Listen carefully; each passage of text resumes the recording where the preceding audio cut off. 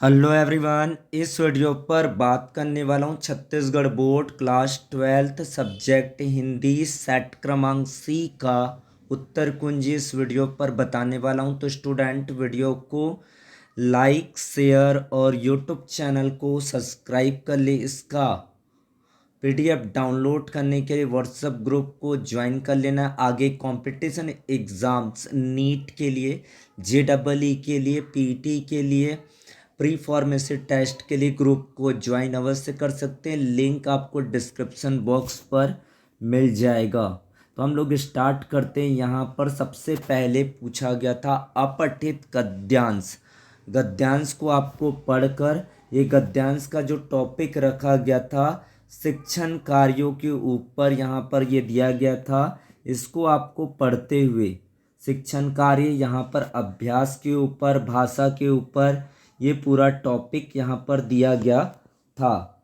यहाँ पर जो क्वेश्चंस आपको पूछे गए हैं, उपयुक्त अवतरण का उचित शीर्षक दीजिए। 1 अंक वाले प्रश्न।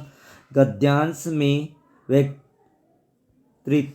शब्द का आशय, इसका मतलब क्या होता है? भाषण कला या बोलने की कला। इसका मतलब होता है भाषण कला।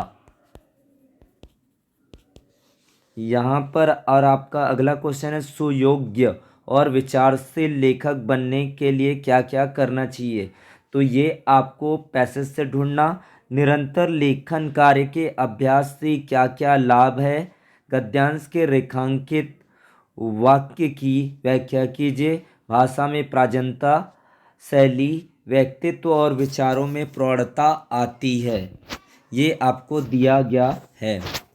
फिर आपका जो सेकंड नंबर का जो अपठित काव्यांश है, अपठित काव्यांश है अनिश्चित किसी जगह पर सरित गिरी गरहर मिलेंगे, है अनिश्चित किस जगह पर बाग वन सुंदर मिलेंगे, किस जगह यात्रा खत्म हो जाएगी, यह कभी अनिश्चित है, कब सुमन कब कंटकों के सर मिलेंगे, कौन सहसा छूट जाएंगे मिलेंगे, कौन सहसा आ पड़ी कुछ भी रुकेगा, तू ना ऐसी आन कर ले, पूर्व चलने के बटोही बाट की पहचान कर ले।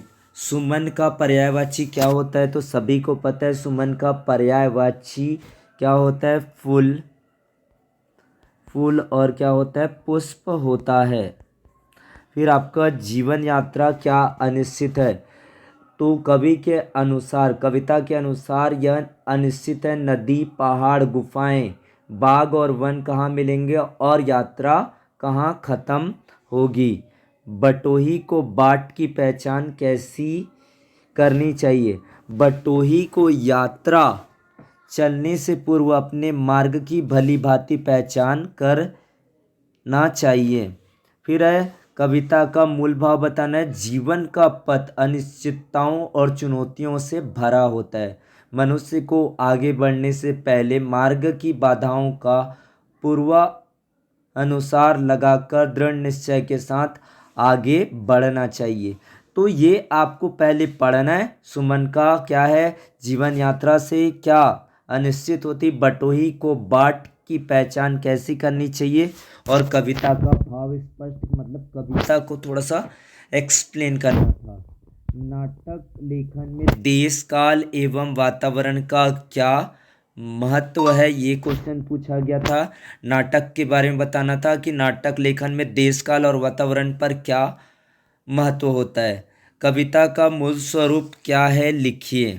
यातायात सुरक्षा पर आलेख, विकसित एवं आत्मनिर्भर भारत पर एक फीचर लिखना था। आलेख और फीचर आया था। फिर आपको पूछा गया था हिंदी का पहला समाचार पत्र कहाँ प्रकाशित तो हुआ। तो ये आपका आ जाएगा कलकत्ता। कलकत्ता आएगा इसका आंसर। समाचार किसे कहते हैं? ताजा घटना। ताजा घटना, विचार एवं समस्या।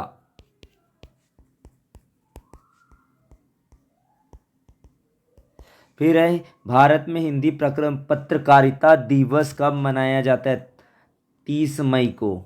फिर है इंटरनेट की 2 कमी, भ्रामक जानकारी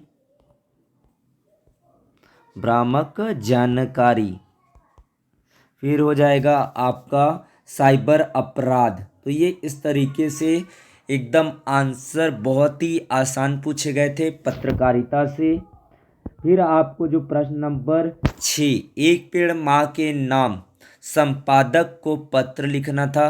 अपने मोबाइल फ़ोन के खो जाने की सूचना देते हुए संबंधित क्षेत्र के थाना प्रभारी को एक पत्र लिखना था। फिर आपको ये टॉपिक दिया गया था। ये टॉपिक मैंने पहले ही बता दिया था कि इस टॉपिक से ही आपका निबंध आने वाला है। वन संपदा का संरक्षण, युवा चेतना और समाज, अंतरिक्ष विज्ञान और भारत, और छत्तीसगढ़ की लोक कला का विकास। तो मैंने इतना टॉपिक आपको बताया था।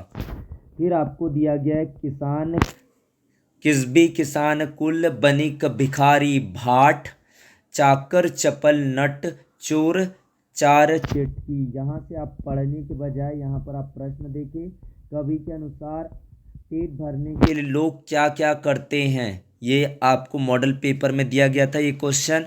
भूख और गरीबी का सबसे मार्मिक दृश्य कौन सा है, लिखिए। कविता का एक खिलना, फूलों के बहाने, ये पूछा गया था। यहाँ पर भी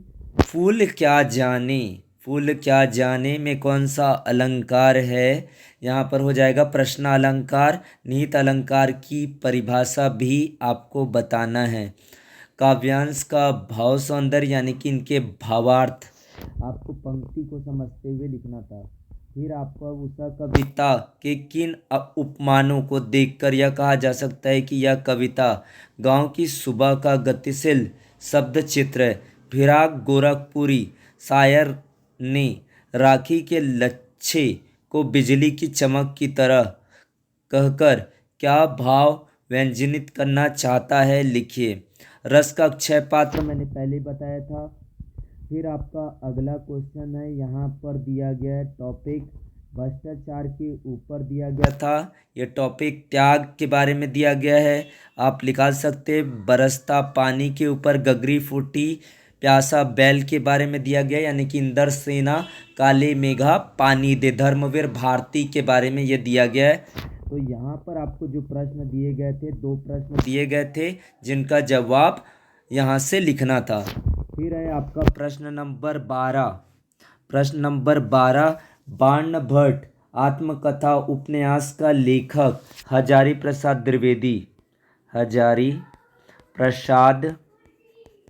द्विवेदी, इसका आंसर हो जाएगा।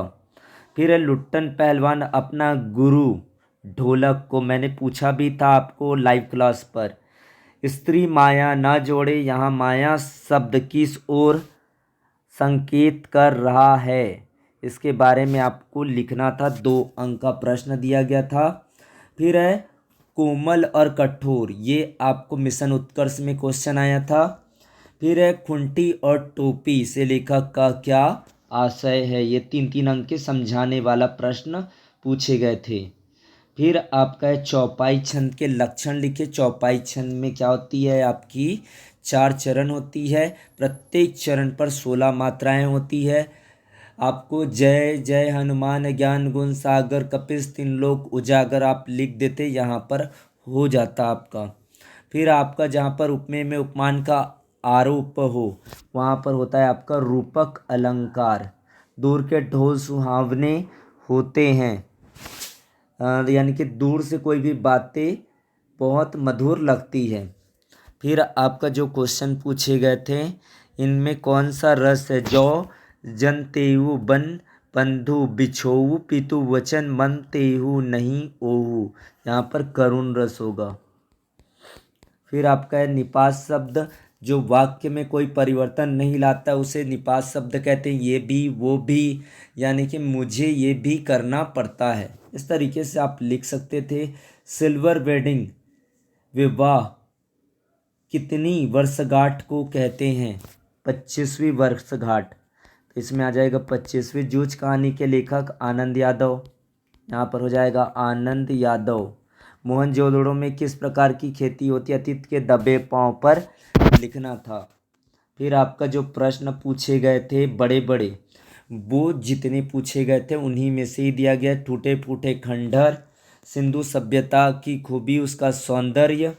फिर आपको दिया सिल्वर वेडिंग के अनुसार पीढ़ियों के अंतराल के कारणों को लिखकर अंतराल को कैसे पाटा जा सकता है।